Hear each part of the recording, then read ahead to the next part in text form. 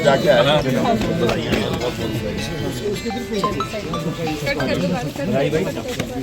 अरे इस पर महिला कितनी आई? थैंक यू आपके लिए।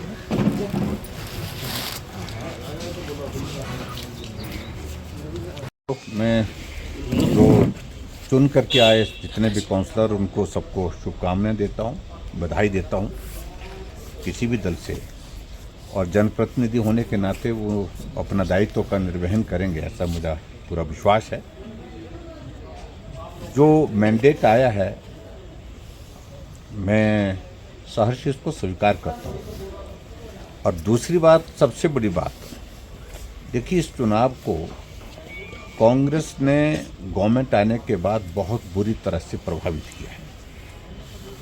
और मैं इस बात को अगर मैं कहूँ थोड़ा अलग लगेगा कि एक शिमला के लिए एक जिसको एक ऑर्गेनिक मैंडेट जो होना चाहिए, जो लोग शिमला में रहते हैं, शिमला को अपना मानते हैं, शिमला में रह करके काम करते हैं, ऐसे लोगों के लिए शिमला में जो इस कॉरपोरेशन के अंतर्गत जो काम पड़ते हैं, जिनका वास्ता पड़ता है, उससे हट करके बहुत सारे लोग ऐसे वोट बनाए गए जो शिमला में रहते नहीं, मात्र वोट लाने के लिए लाए गए।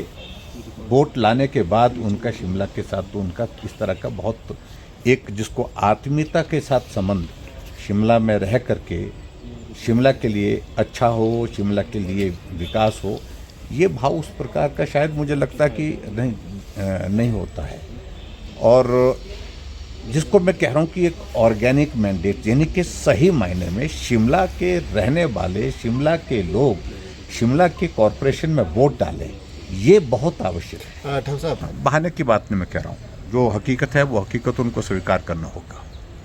अभी 4 महीने पहले विधानसभा के वोट किसी और विधानसभा क्षेत्र में डाल करके आए और उसके बाद अब वोट डालने के लिए शिमला बना दिया गया, तो ये मुझे लगता है कि एक एथिकली ये गलत है, ये उचित नहीं है। मेरा भी वोट बनाया था कुछ लोगों ने, मैं कहीं था नहीं, मैं प्रवास पर था कहीं, मेरा भी वोट बना दिया तो कुछ लोगों ने, लेकिन जब मुझे मालूम पड़ा कि मैंने कहा ये एथिक्स के अगेंस्ट है, और मैंने वोट काटने के लिए व्यक्तिगत रूप से लिख करके दिया मैंने परिवार की ओर से कि हमारा वोट जहाँ है वहीं।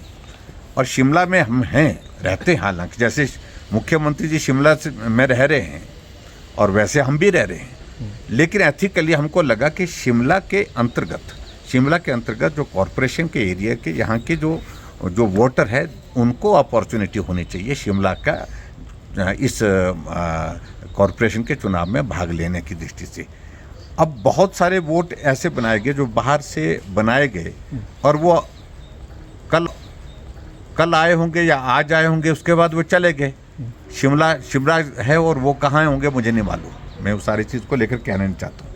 और एक बात तो ये, ऑर्गेनिक मैंडेट को प्रभावित करने का प्रयास हुआ और उसमें वो सफल हुआ। मैं एक बात और भी कहना चाह रहा हूँ, शिमला के इस सारी उसको ये सरकार के प्रभाव में ये चुनाव हो, कर्मचारियों को आचार संहिता के लगने के बीच में डीए की किस्त जारी करना, घोषणा करना, कर्मचारियों को रेगुलर करने की, जो कॉन्ट्रैक्ट पर लगे थे उनका कॉन्ट्रैक्ट पे जो है उसकी घोषणा करना, ये 3 महीने पहले की जा सकती थी, 4 महीने पहले की जा सकती थी, लेकिन कॉरपोरेशन के चुनाव के बीच में ये सब घोषणा करना, ये सारी चीज़ें प्रभावित करती हैं। और दूसरी बात ये है कि पूरी सरकार लगी होती है, मैं उस सारी चीज़ को लेकर नहीं कहना चाहता हूँ, लेकिन मैं ये भी कहना चाह रहा हूँ कि हमारी पार्टी ने चुनाव को लड़ा, गंभीरता से लड़ा। और देखिए अंतर कुछ जगह 8 वोट का अंतर है एक जगह, और एक जगह 39 वोट का अंतर है, एक जगह 34 वोट का अंतर है। ऐसे मामूली से अंतर से जो है वो सारी चीज़ें जो है वो चुनाव का परिणाम उनके पक्ष में गया है। लेकिन समझना चाहिए कि शिमला कॉरपोरेशन के चुनाव में भारतीय जनता पार्टी ने तैयारी कर दी थी, पूर्ण रूप से तैयारी कर दी थी, और जो नॉर्मल शेड्यूल था उस शेड्यूल के मुताबिक की थी। लेकिन इनकी ही पार्टी की जो काउंसलर नाभा से चुन करके आई है सिमी नंदा, वही जाकर के कोर्ट में गई और कोर्ट में जाने के कारण कोर्ट का निर्णय सरकार प्रभावित नहीं करती है। कोर्ट में जाकर के सारा निर्णय वो डिले हुआ और यहाँ तक कि सुप्रीम कोर्ट तक गया निर्णय, सारा विषय।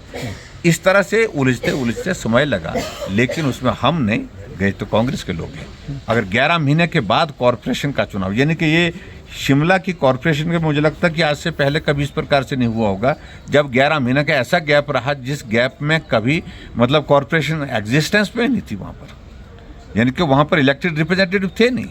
तो ये भी पहली बार हुआ। अगर इसकी वजह डिले की है तो कांग्रेस पार्टी और कांग्रेस पार्टी के नेता हैं और कांग्रेस पार्टी की सरकार है।